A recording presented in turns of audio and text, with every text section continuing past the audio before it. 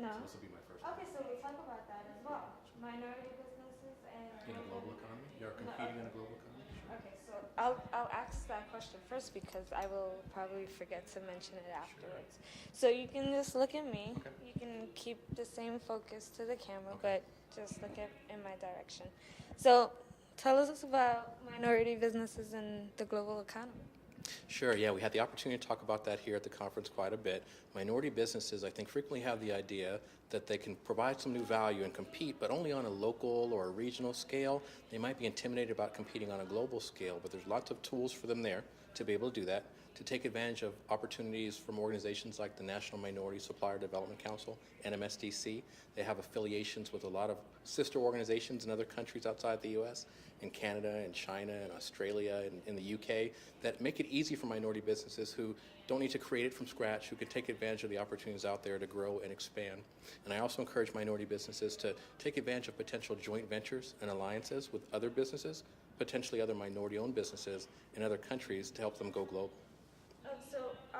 What would you say, I guess, is like a setback to small businesses? You don't think that they expand as much as they Yeah, I think that small businesses sometimes focus on the wrong things when they're trying to deal with corporations. Clearly, it's hard for small business to compete with the big guys on the basis of cost. Sometimes we just don't have the efficiencies and the economies of scale to be able to compete. Small businesses can't compete with the big guys usually on the basis of scale. You know, the big corporations are just in a better position to deliver on a global basis, for example.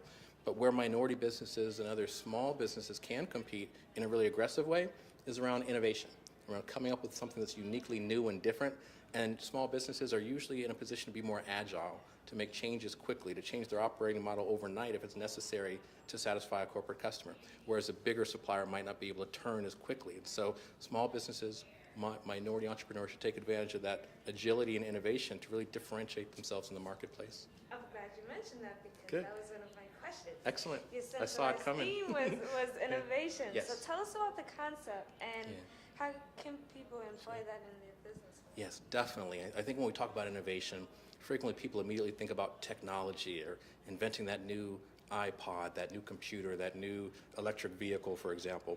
But it's not just about technology. You know, small businesses, minority entrepreneurs should be using innovation throughout their business processes, how they go to market, how they market to their potential customers. It's about thinking about what I'm doing today and outside the box, how could I do it better tomorrow? What's something I could be doing in a different way to uniquely enhance my business so I could offer more services to my customers? Okay. And also so what would you say, let me go back to my questions. Okay. What should every business have? And I know you were talking about that. You said no matter what the size, businesses should have. So you can restate the question.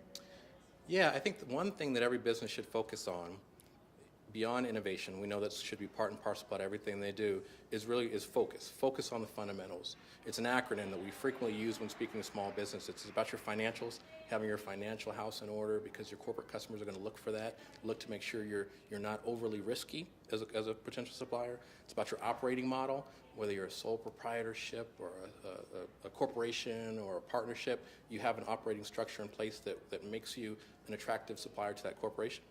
Then it's the C in focus, classifications and certifications, taking advantage of certifications from organizations like the NMSDC I mentioned, or the Women's Business Enterprise National Council if you're a women-owned business, or any of a number of certifying bodies that give your corporate customers the feeling that you've been pre-screened and vetted, that you're a safe person to do business with. Then the U is your unique selling proposition. You have to have some unique value. Every business has to have some unique value that they can clearly articulate to a potential customer that differentiates them from their competitors in the marketplace. And finally is S, it's a strategy, having a strategic plan that tells your customers, I know where I am today, but more importantly, I know where I'm going tomorrow, where I want to be in my business, and that I can grow and win with you as a customer. So long story short, focus. Awesome. So also, you're one of the sponsors for Yes. Me Unlimited. Yes. Why is it important to help or assist small businesses? Sure. I guess as part of the larger corporation. Sure. So we have a massive global supply chain at HP, and like many other corporations, we have a focus on spending a good, fair portion of our subcontracting dollars with diverse businesses, with underrepresented businesses on a global level. That includes minority-owned entrepreneurs, women-owned entrepreneurs, small businesses, et cetera.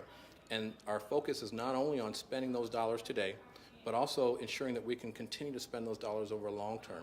And that includes building the capacity of sort of the next bench, the future suppliers to an HP or corporation like HP. And so Me University provides a venue and a vehicle to train businesses and entrepreneurs that may not today be ready to do business with an HP or a large corporation like HP, but who can get there with our assistance. And that's why we're keen to sponsor and be a big partner of Me University.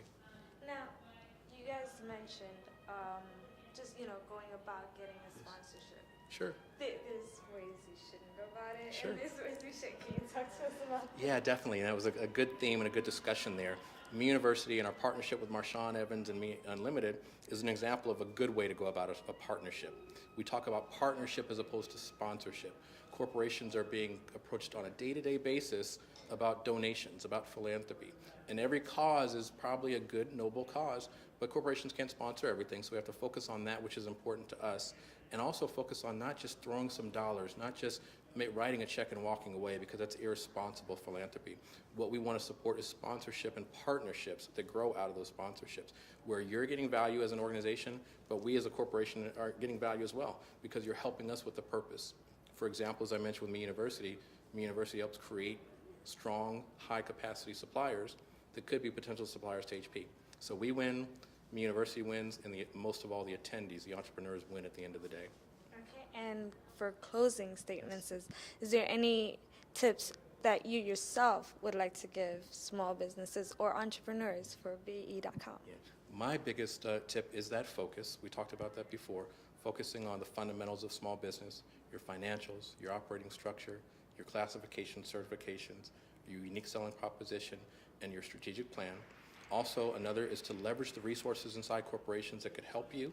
The readers of BE.com who are entrepreneurs, minority entrepreneurs, should know that there's a potential avenue into corporate partners by working with their supplier diversity representatives, that you can never leverage your diversity to win a deal. It'll never be the pure basis of a win of a contract, but it certainly helps open doors in corporations to get to the right decision makers.